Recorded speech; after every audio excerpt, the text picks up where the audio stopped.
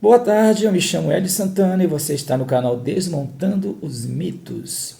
Para quem já me conhece, né, para quem já até acompanha meus antigos vídeos e tal, sabe muito bem que eu estou cerca de 4 meses aí, né, sem gravar nada, sem criar nenhum tipo de conteúdo, né, até por diversos problemas que eu tive, né, pessoais e tal, familiares.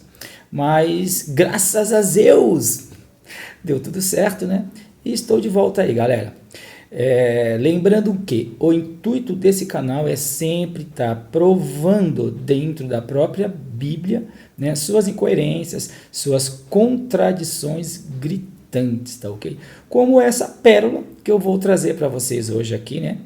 Que é o seguinte, não prolongando mais que isso, para a gente poder já ir direto aqui ao que realmente importa. A gente vai falar hoje de uma contradição, de uma incoerência muito grande aqui, né, que se encontra aqui no livro de Números, tá ok? Fazendo uma comparação depois com o livro de 1 Samuel, tá bom, galera? Então é o seguinte, se vocês quiserem acompanhar comigo, vocês podem abrir suas Bíblias aí, tá ok? No livro de Números, capítulo 23, exatamente no versículo 19, passagem essa que muitas vezes é usada até por líderes religiosos, né? Para promover, né? A sua idolatria, a sua crença de qual o Deus que eles seguem, né? É um Deus verdadeiro, um Deus que quando promete algo não volta atrás, né? Esse Deus aqui, para quem não estuda a Bíblia, né? Para quem não estuda a Bíblia, esse Deus aqui, para quem não estuda a Bíblia, é um Deus que o que ele promete, ele cumpre e acabou. É um Deus incapaz de prometer algo e depois ir atrás do que supostamente prometeu, né? E lembrando que se a Bíblia fosse realmente um livro inspirado por alguma divindade, né? Essa divindade ela não poderia se contradizer, né? Essa divindade ela não poderia ser igual ao homem. O homem é capaz de erros e falhas, né? Um homem sim é capaz de prometer algo e depois não cumprir com o que prometeu. Mas uma divindade poderia cumprir algo e depois mudar de ideia e depois falar, não curti mais isso aqui, não quero mais que seja assim, dana-se o que eu falei lá no passado, que o que eu prometi seria para sempre, lembrando que a gente tem que se atentar aos pormenores, tá? Para quem não sabe o que quer dizer o termo para sempre, eu poderia até dizer que vocês poderiam, sei lá, de repente, ir atrás de um dicionário, tá? E procurar o que significa o termo para sempre, tá ok? Então vamos lá, galera, o seguinte, ó, Números 23, versículo 19, tá escrito o seguinte, olha que pérola, né? Deus não é como os homens que mentem. Olha só, rapaz, que coisa, né? Deus não mente, né? Que coisa, né? Mas segundo a própria Bíblia, ele fez o homem como? A sua imagem e semelhança, né? Mas aqui já está falando que não é como os homens que mentem, beleza. Deus não é como os homens que mentem, não é um ser humano que muda de ideia. Quando foi que Deus prometeu e não cumpriu? Quando foi?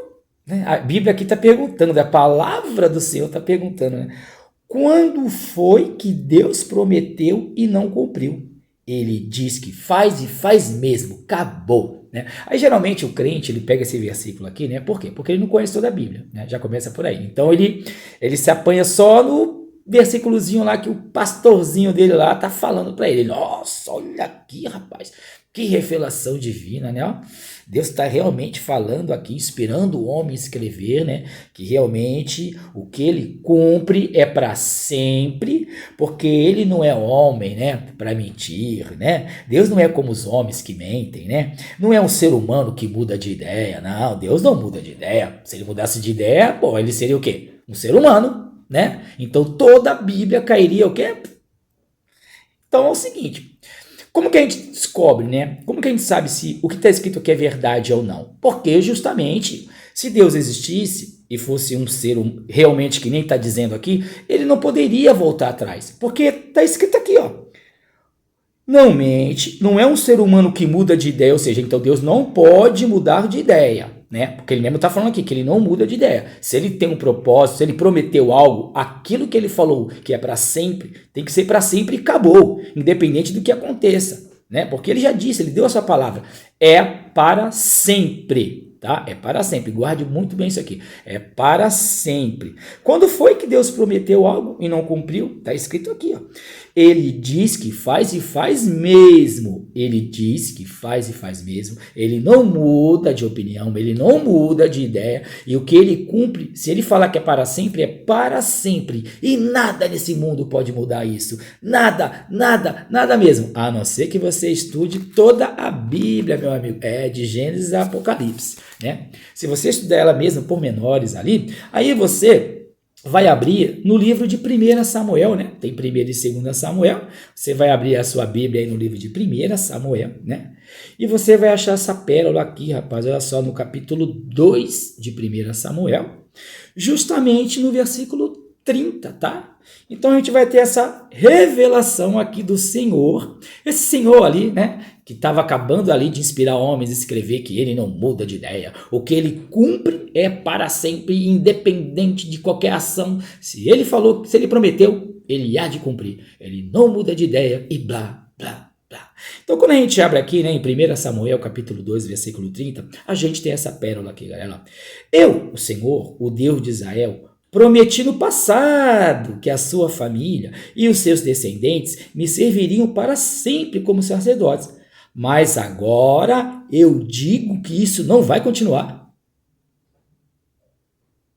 Sério, tá aqui, ó. Esse mesmo Deus que lá atrás, em Números, inspirou, né, um escriba, né, dizer que o que ele promete é para sempre, porque ele não é homem para mudar de ideia, ele não é homem para falar que vai cumprir com algo e depois ele não cumpre mais. Não, isso aí é Deus, tá louco? O que ele promete é para sempre, irmãos, aleluia, aleluia, né? Então, aí quando a gente chega aqui, em 1 Samuel capítulo 2, né, versículo 30, a gente tem esse mesmo Deus provando, afirmando categoricamente que não. Se eu prometi alguma coisa, eu posso mudar sim de ideia. Não, eu sou igual o homem, sim. O homem não promete algo e depois muda de ideia. Não, eu sou como o homem, sim, aqui. Eu prometi lá no passado, mas agora eu digo que não vai mais ser assim, não. O que eu prometi lá, ó, foda-se o que eu prometi. Tipo assim, as minhas promessas valem merda. Ou seja, obviamente é uma mitologia, né, gente? Tanto esse Deus aqui não existe, mas não fiquem tristes não, tá? Para quem acredita. Não é só vocês que têm a crença num Deus inexistente. Os hindus também. Pô, os hindus têm um monte de deuses lá que também não existem, né? Então, vocês não são as únicas vítimas do planeta, não, tá bom? Os hindus também acreditam num monte de divindade que não existem também. Então, não se sintam sós, tá? Os hindus são até seus irmãos, né? Nessa compatibilidade de crer em coisas inexistentes, os hindus estão ali de mão dadas com qualquer cristão, com qualquer judeu, com qualquer muçulmano, tá tudo ali, estão todos os irmãos agarradas ali, né? Todos na crença de deuses inexistentes, né? Então tá aqui essa pérola, galera. Eu queria dividir isso com vocês, né? Só para vocês se atentarem aí o como a Bíblia é contraditória, né? Como poderia um Deus fazer uma promessa da qual ele mesmo está assumindo que não, a promessa que ele fez, ele mudou de ideia, ele não quer mais cumprir com suas promessas. Eu, o Senhor, o Deus de Israel, prometi no passado que a sua família e os seus descendentes me serviriam para sempre. Olha isso, gente. Ele está falando que ele prometeu no passado que seria para sempre. Olha só. Aí por isso que eu falei para vocês. Busquem no dicionário o que quer dizer o termo para sempre, tá ok? Aí de repente mas agora eu digo que isso não vai continuar. Beleza, galera? Vou terminando o vídeo por aqui.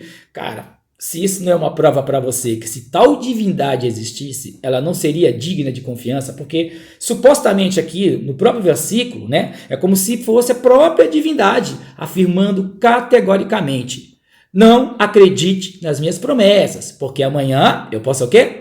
Mudar de opinião. Valeu? Então, para quem está esperando uma suposta salvação, quem sabe ele também já não mudou, né, de opinião e o que ele prometeu de salvar lá, ó. Por isso que tem idiota esperando um tal de Jesus aí por volta de 2000 anos, né? Quem sabe ele já também não deixou para lá essa papo de salvação. Quem sabe o que ele prometeu ele vai fazer que nem ele fez aqui, ó. Mas agora eu digo que isso não vai continuar. Valeu, galera. Tchau. Fui.